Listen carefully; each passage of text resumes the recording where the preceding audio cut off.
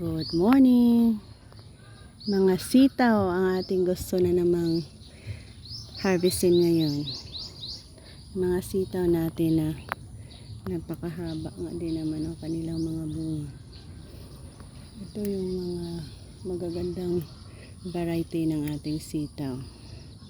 So tayo nakapag-harvest na naman or magha-harvest na naman tayo. Apat, 5, 6, 7, 8, 9. Dami na. Ganito lang. Sapat na ito para sa ating lutuin. Pero meron pa tayo doon pwedeng ma-harvest sa loob. Ang ganda ng ipinakita ng ating long beans sa area na ito. So, ayan. So, continue tayo doon sa loob. Pasokin natin kung ilan pa ang makukuha natin.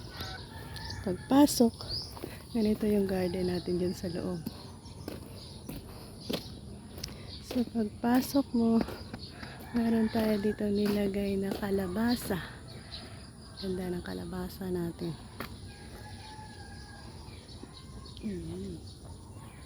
Kalabasa plant natin yan dyan. Pasok ka dito. Ito ang ganda din. So meron pang makukuha. Long beans din dito sa area na ito. So ayan. Pwede na rin yan.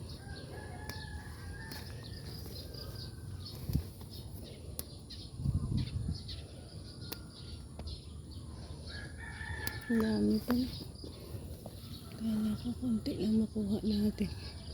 Ay napadami tayo.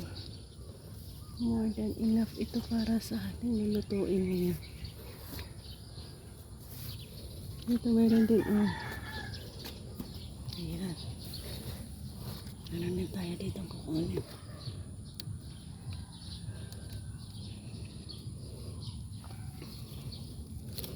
Meron din doon sa kabila. Ito dito. Ang ganda din dito. Ayan.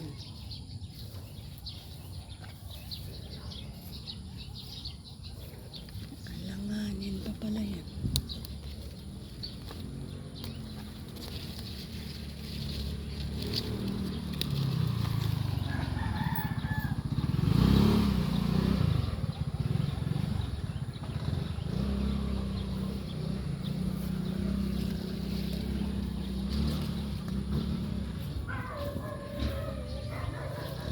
Ayan, mga alanganin pa yan. So yan ang area na ating pinagtanggalan. Marami tayo nakuha. Ayan. Sapat ito para sa atin. More than enough ito para sa atin. Kamatis natin yan dyan hanggang doon sa dulo. Dalawang line ang ginawa natin kamatis. Ito naman ay ang patola natin. Na mayroon na rin mga bunga.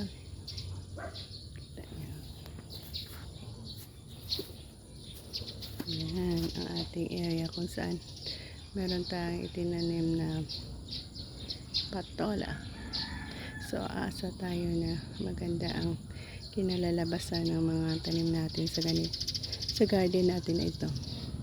Again guys, bless our plant na makapag-produce ng maraming bunga. Bye bye and happy eating sa mga priskang gulay na ating ma-harvest.